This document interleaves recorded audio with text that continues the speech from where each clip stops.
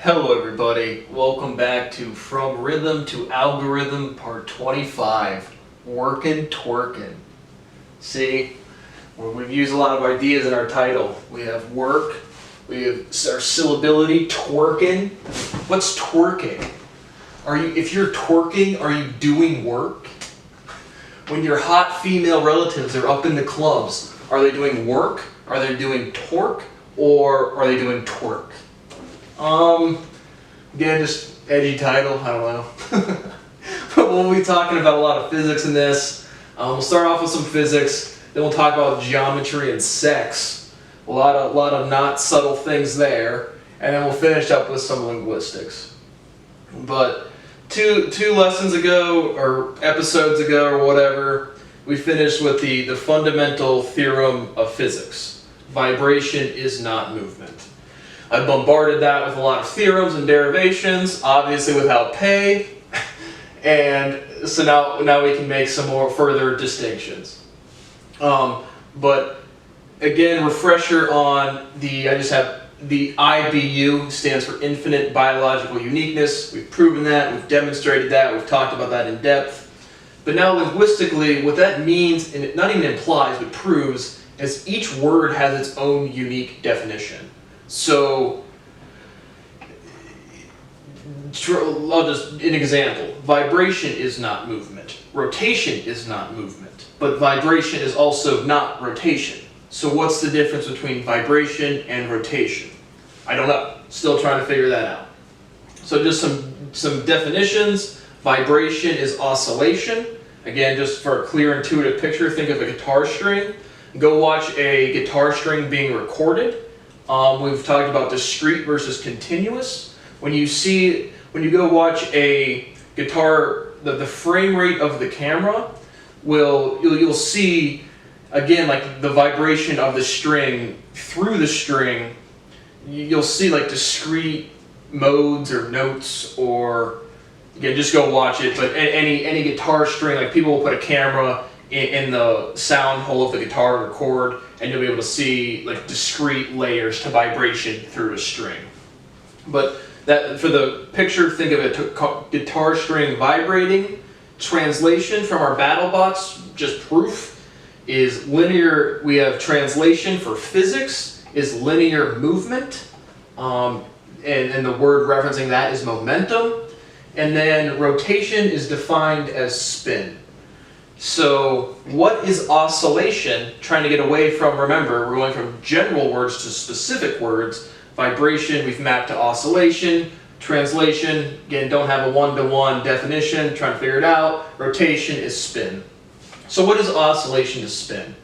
And we're talking the Stern-Gerlach experiment of quantum mechanics. This is the big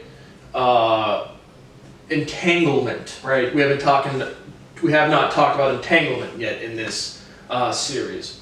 So entanglement is if you take an electron and you shoot it through something to measure its spin. It's going to be spin up or spin down, and then the only thing entanglement says is if you send it through another apparatus to measure its spin, it's going to get the same result. And now that's all of the physics. And then goofy speciality weird physicists take our Reddit yes, yes, yes, no. They take all of those demonstrable physical facts. They say, well, how did the second measurement apparatus know that it will spin up? Why? It was in a superposition. No, just flatly no. There are other molecules. There's no physical isolation. Psychologically, you might feel alone. There's no physical isolation. So there's nothing physically whimsical or mysterious. It's just historical goofiness. But that's really the only thing to say about the Stern-Gerlach experiment. You can go read about it. You'll probably get better definitions elsewhere. But that's all you really need to know, is that just entanglement is not some mysterious superimposition. Matter takes up space. You can't have matter over matter. Doesn't exist. Violation of every physical law that has ever existed in thermodynamics ever. But that's just what the historical hype is. Getting back to our derivation, how does tension relate to frequency? Syllability, 1 unit of sound, frequency. A lot of E's, beginning and at the end. So that word's very general now, mathematically, logically. So what do we, right? We said tension takes away potential energy, but now from my derivations in the past week, it's very clear to me that tension, how does tension relate to frequency? How do we, again, quantitatively define a vibration? So how does vibration, tension, and frequency relate? Now, what is a complete cycle? Well, where does completeness come into this? Where does cycling come into this? If I go look at my washing machine right now, it'll say cycle complete. It's rotating. There's stuff, my laundry is moving. Is it oscillating? What's spinning? What's rotating? What's moving? What's translating? What's vibrating? What's oscillating? Not sure. Again, these are me trying to talk through the physical relationships. But, right, so let's just give some, if I sit here and do this, is this vibration, translation, or oscillation? Well, right, we know the marker itself as a system has vibration because it has temperature.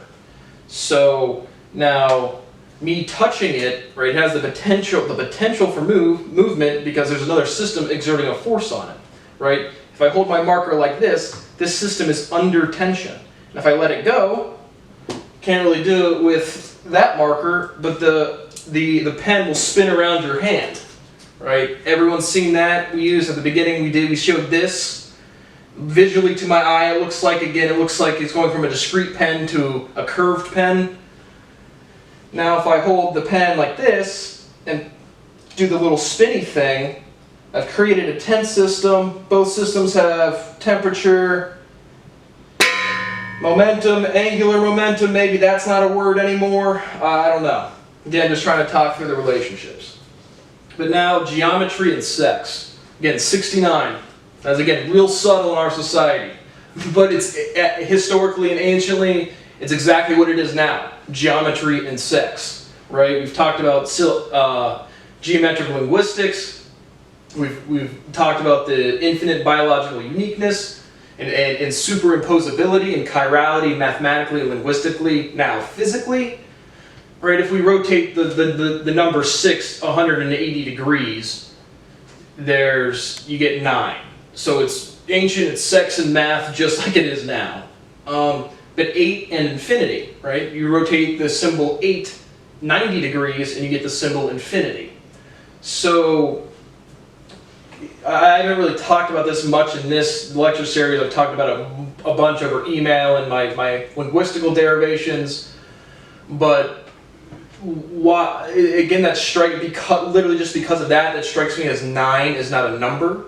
So that would have to pair to something physically. Like there's no 9 isn't anything. We've talked about division, so maybe you could have completeness as some sort of total division or factorization of the number 8. Let me make sure I'm still recording. So what I was saying about the factorization, right? A prime number is something that cannot be divided. We've talked about, also I talked about irreducibility, and I think I misspoke. I said, let's try to talk through that. Irreducibility and completeness. If you can't reduce something, is it complete?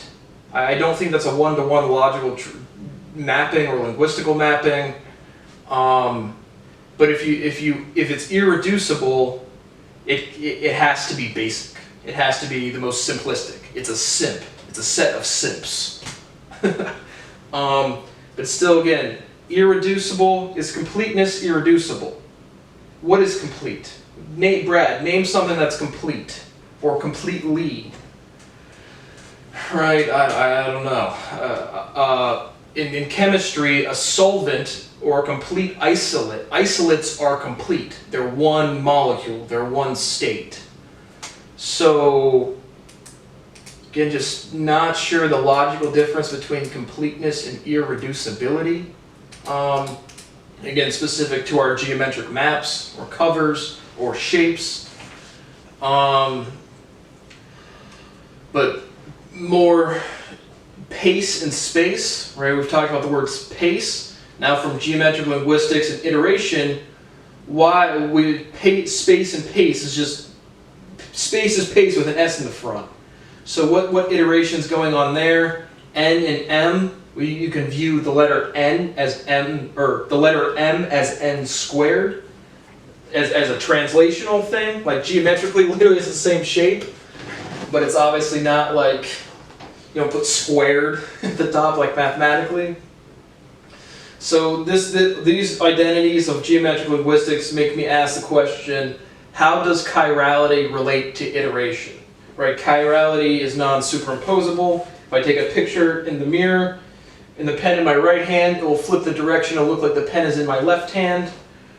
So what physical reason is there for iteration? How is sound different? How do we represent linguistically the differentiation of sound that's already defined by context? Don't know. Just begin posing questions out loud. Pump and dump. This is just, again, another example of iteration in chirality, right? P, if you rotate that clockwise 720 degrees, or no, 180 degrees, you're going to get the letter D. So this is some sort of iteration, some sort of chirality, some sort of syllability differentiating. But now for geometry and sex, right? What kind of jobs are there? Hand job, blow job. There's no sex job. There's foot jobs out there for some of you crazy fucks. But the empirical fact is we don't have like a rigorous way to talk about sex. It's like, oh yeah, hand jobs, wanking them off, work, job, hand, job, close counts in language. Proof right there. Again, just empirical facts, linguistics. Probably the end of this lecture here. Just again trying to think through stuff out loud. When does S at the end of a word not indicate plurality? Right? I have a pen. I have pens. But there's a lot of word. He makes it so. He makes it possible. He makes it. Right? Make with an S at the end. It's clearly a verb. So what is the order of word forms? Verbs, prepositions, nouns, prepositional phrases. There should be some generalizing language completely. We should be able to, again, have some unique order of words, regardless of the words they are, and then we should be able to show the iteration of prefixes and suffixes with the sound E. Keeping going, working, twerking. So that's what I wanted to talk about in this episode. Thanks for watching, and again, my rights are completely violated. I am actively trying to leave this country. My family life is trash. Please let me leave. Please let me get out of here. Watched the Grammys last night. Singing is a physical problem. People can't sing that well either.